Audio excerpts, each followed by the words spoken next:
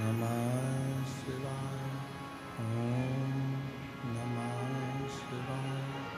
विश्वनाथ भगवान की जय। महाकालेश्वर भगवान की जय। ओंकारेश्वर भगवान की जय। वरेश्वर महादेव की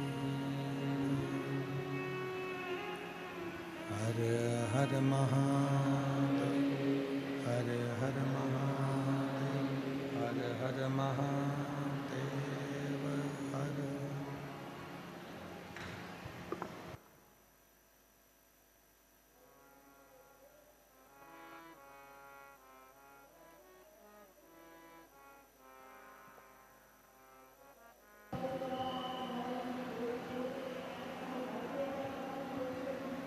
काशी विश्वनाथ ओगरदानी त्रिकालदर्शी कैलाशी विनाशी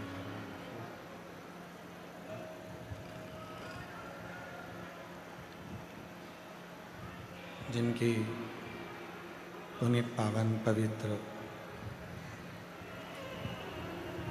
शिव महापुराण की कथा भगवान देवाधिदेव महादेव की कृपा से, करुणा से, उनकी उदारता से यहाँ रुद्राक्ष महोत्सव 2026 के पवित्र पावन अवसर पर आयोजित की गई है, जिसमें आप और हम सभी भगवान शिव की पवित्र कथा का लाभ लेने के लिए विराजमान हैं। कथा मंडप में आज बड़ा सौभाग्य का विषय है। परम गोभक्त सनातन को जागरूक करने वाले, संपूर्ण विश्व में श्री नारायण हरि की लीलाओं का वर्णन करने वाले 1008 संत शिरोमणि श्री रंगनाथ जी महाराज जी रामानुज कोट उज्जैन से हमारे बीच में पधारे हैं। एक बार जोरदार ताली बजाकर उनका स्वागत, अभिनंदन। जो इस पवित्र पावन अवसर पर आप और हमको आशीर्वाद देने के लिए, ये फुग्गे हटा दो, ये फुग्गे लगे ना, क्या कर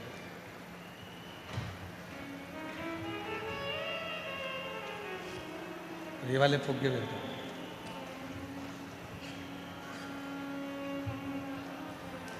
ये पवित्र अवसर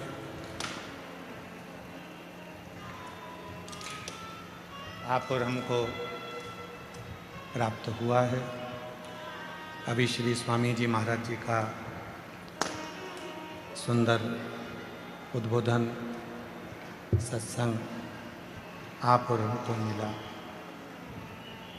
जिसमें उन्होंने बड़ी सुंदर सुंदर प्रसंग सनातन को जागरूक कैसे करें, ऐसे अविरल प्रसंगों का वर्णन किया। पुनः पुनः एक छोटे से निमंत्रण पर पूज्य स्वामी जी महाराज का यहाँ मंगल आगमन हुआ। उसके लिए एक बार फिर पुनः जोरदार ताली बजाकर उनका स्वागत।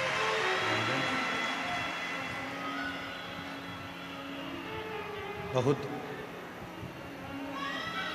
प्रेम है आपका इस व्यासपीठ पर। कभी भी आप श्री का फोन आता है और आशीर्वाद मिलता है।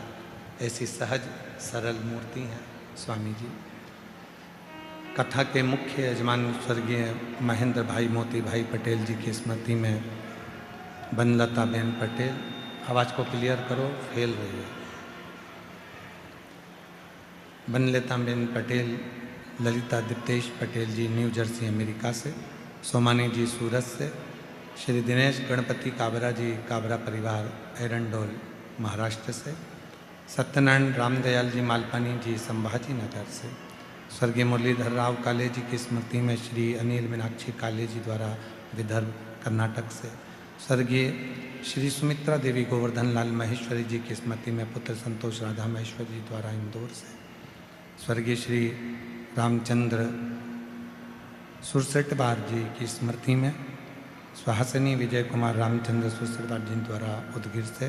श्रीमती सल्ला कैलाश रोंगटा जी कलकत्ता से। स्वर्गीय बंसल कुमार कोठारी जी की स्मृति में श्रीमती शोभा बसंत कोठारी जी आशीष कुमार जी द्वारा बलवाड़ी सेंधवा से। श्री रमेश रेखा ठकराल जी मोना ठकराल जी दिल्ली। श्रीमती पार्वती सदाशिव पौधार जी न्यू मुंबई। श्रीमती नीलम जसवंत लाल सरिया जी कुणाल दिव्या मुंबई से। श्री राजेंद्र एम सिंह जी संजू देवी जी श्वेता कैलाश पटेल पालघर मुंबई। श्री सुशील कुमार पुरुषोत्तम महेश्वरी जी प्रतापगढ़ राजस्थान। श्रीमती भुवनेश्वरी यादव अनुराग सिंह यादव जी की पूर्वजों की स्मृति में जयपुर। स्वर्गीय मदन लाल जी बर्फी गोयल जी की स्मृति में मधु श्याम सुंदर जी गोयल जी द्वारा नोएडा उत्तर प्रदेश। स्वर्गीय किशन राव जी की स्मृति में अरुण शैलेश पटेल जी द्वारा संभाजी नगर। श्री रमणीक लाल रायचूरा जी रंजना रायचूरा जी टिकारापरा बिलासपुर। श्री केदारनाथ मीना जायसवाल जी ठाणे महाराष्ट्र। स्वाति मयंक गुप्ता जी मेरठ से। स्वर्गीय जय कृष्णा पटेल जी की स्मृति में श्रीमती पारुल प्रीति दृष्टि पटेल जी द्वारा न्यू जर्सी अमेरिका से। सुभाष चंद्र रक्षा कटियार जी बेंगलोर से। श्री राम किशोर सिंह पूनम सिंह जी दिल्ली से। प्रकाश गुप्ता जी मधुबाला गुप्ता जी चंदौली संभल से। हंसरा लखनलाल जी हिमाचल प्रदेश से। लखनपाल जी हिमाचल प्रदेश से। वीरेंद्र कुमार वार्षण गीता वार्षण अलीगढ़ उत्तर प्रदेश से। श्री सुनील गणपत राव देशमुख जी प्रणीता सुनील देशमुख जी पुणे से। श्री जगत सिंह फुलवाल सिंह जी नेरुल मुंबई से। श्री अवधेश दीपमाला बनवाल जी बनारस से। गला पकड़ रहा है बनारस से। ऐसी पवित्र आनंदमय कथा के मुख्य यजमानों का पद ग्रहण किया।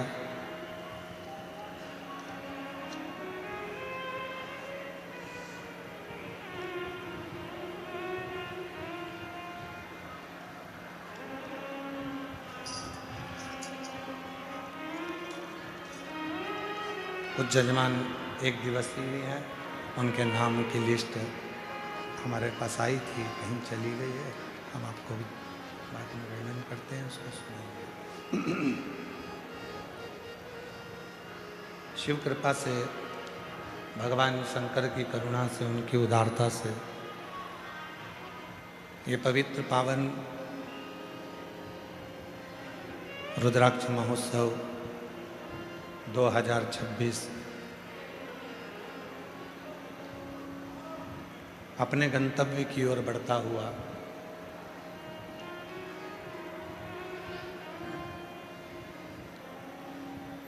आज कथा के छठे दिवस में प्रवेश कर रहा है। कथा का छठा दिन फुलेरा दूज की पूरे सनातनियों को बहुत बहुत बधाई हो, सबको बधाई।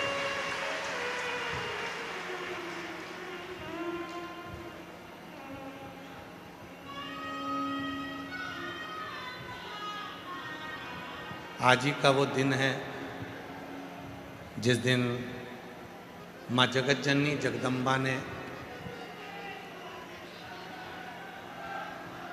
भगवान शिव ने, आज ही का वो दिन है जिस दिन माँ जगत जननी जगदम्बा अम्बा भवानी ने भगवान शिव जी को धतूरा समर्पित किया था। और आज ही छत्रपति वीर शिवाजी महाराज की सुंदर प्रागट्य महोत्सव की भी बहुत बहुत आप लोगों को बधाई। जय शिवाजी, जय शिवाजी। तो ऐसी पवित्र पावन फुलेरा दूज जिसमें भगवान शिव की अविरल भक्ति को प्राप्त करने का सौभाग्य आप और हमको मिला है। बहुत ज़्यादा भीड़ है, भक्तों का बहुत ज़्यादा हुजूम है।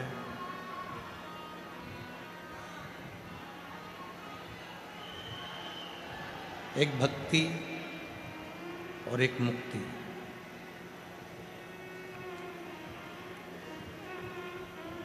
दो शब्द हैं। सीधे यदि मुक्ति को ढूंढोगे तो प्राण छूट भी जाएंगे, मर भी जाओगे, चले भी जाओगे, प्राण चले भी जाएंगे। फिर वापिस पुनः जन्म लेना पड़ेगा। रोज जैसे सेट करते हो वैसा कर दो।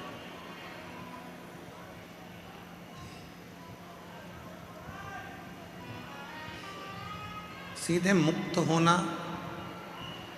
प्राण चले गए, शरीर चला गया, फिर वापिस जन्म लिया और जन्म लेकर फिर इस संसार सागर में आ गए।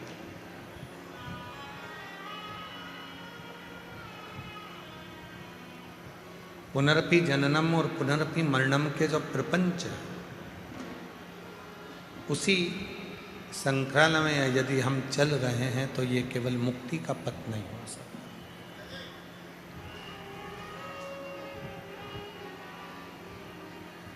शिव महापुराण की कथा कहती है, जब व्यक्ति के जीवन में भक्ति बढ़ती है, भक्ति का प्रवेश होता है और वो भक्ति इतनी अविरल हो जाती है, इतनी अविरल हो जाती है, तो परमात्मा को तुम्हें वापस भेजना नहीं होता। परमात्मा आपको जब लेकर जाता है तो अपनी शरणागति में उसको रख लेता है, फिर वापस नहीं भेजता। बस भक्ति को बढ़ाना है, भक्ति को बढ़ा लो। ये चल रहा है ये वाले। जितना भक्ति बढ़ेगी उतना सुख पाओ।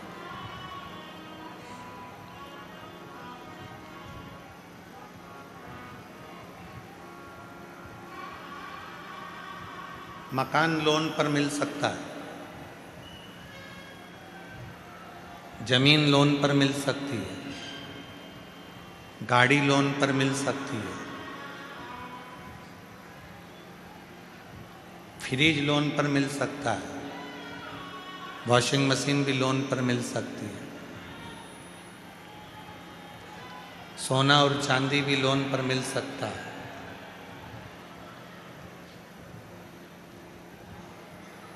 गाड़ी लोन पर मिल जाएगी, जमीन लोन पर मिल जाएगी, प्रॉपर्टी लोन पर मिल जाएगी, बंगला लोन पर मिल जाएगा, सब कुछ लोन पर मिल सकता है।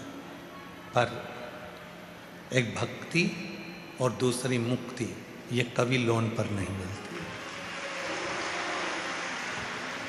ये दोनों लोन पर नहीं मिलेगी। ना भक्ति लोन पर मिलेगी, ना मुक्ति लोन पर मिलेगी। दोनों में लोन नहीं मिल सकता। अपने को खुद स्वयं के प्रबलता से, स्वयं के भाव से भक्ति को प्रकट करना। और मैंने तेरे ही भरोसे बाबा, तेरे ही भरोसे हवा बिच उड़ती जावांगी बाबा, डोर हर तुम चढ़ना भोले, मैं तेरी कदम शंभू, मैं तेरी कदम हवा बिच उड़ती जावांगी बाबा, डोर हर तो चढ़ना कटी। एक भक्ति दूसरी मुक्ति, ये कभी लोन पर नहीं मिलती, कभी लोन पर नहीं मिलेगी। आपको स्वयं धारण करना होगा, आपको स्वयं अपने भीतर उतारना होगा। और इतनी शिव की भक्ति कर लो, इतनी शिव की भक्ति कर लो कि मुक्ति मांगना ही नहीं पड़े और परमात्मा मुक्त कर, इतनी भक्ति।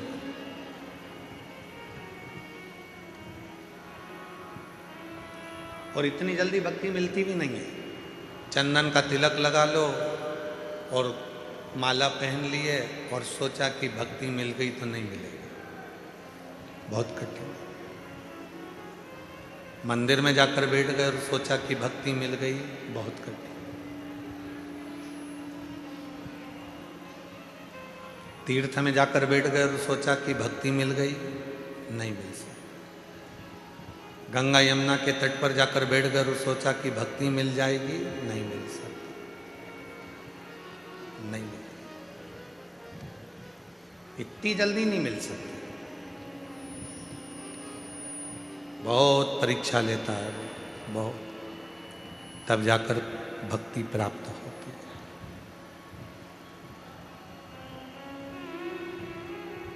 मेरी माताओं, मेरी जीजियों, मेरे जीजाओं, मेरी बेटियों, मेरे बेटाओं, मेरे बुजुर्ग माँ बाप, माता पिता, आपसे एक बात पूछें। जितनी भी मेरी माताएं बैठी हैं, मेरी जीजियाँ बैठी हैं, जीजाओं से तो इस प्रश्न को हम नहीं कर सकते, क्योंकि हो सकता है कोई कोई जीजा इसका उत्तर भी दे सकते हैं, पर प्रश्न है मेरी जीजियों से। नमकीन घर में जब भी तुम तलते हो या नमकीन घर में बनाते हो तो उसको तेज आंच में बनाते हो। गैस की आंच कैसी रखते हो? तेज। अग्नि कैसी रखते हो? तेज।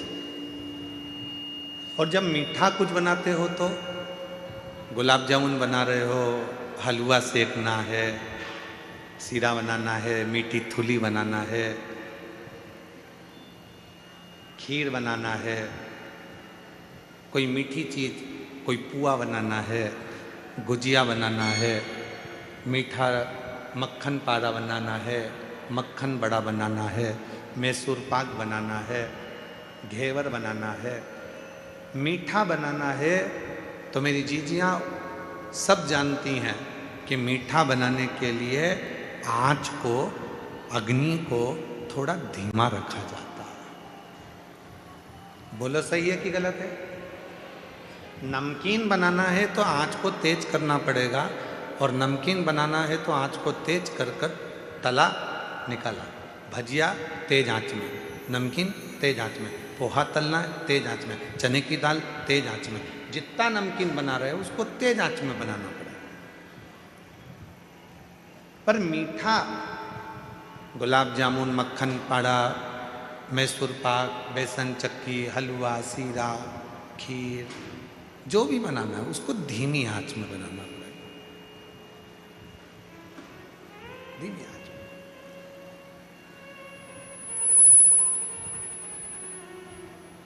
बस भक्ति भी वो मीठा है जिसको धीरे धीरे धीरे धीरे, जैसे आटे को सेको धीरे धीरे, सुगंध आने लगती है आटे के सिकने की, उसके बाद फिर वो हलवा तैयार हो जाता है, सीरा तैयार हो जाता है।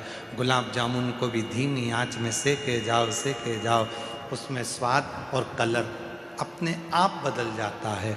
गुजिये को धीमी आंच में सेके जाओ, उसका कलर और आनंद, सुगंध अपने आप आना चालू हो जाती है। उसी तरह अपने आप को मिठाई समझो और भक्ति के आनंदमय भावों में इसको सेकना प्रारंभ करो। धीरे धीरे धीरे धीरे जब भक्ति करते जाओगे तो इसका कलर भी चेंज होगा, स्वाद भी चेंज होगा और सुगंध भी चेंज होगा।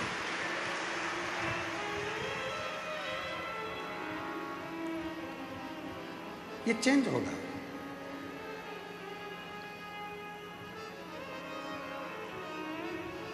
भक्ति वो मिठास है जो धीरे धीरे प्रवेश करती है।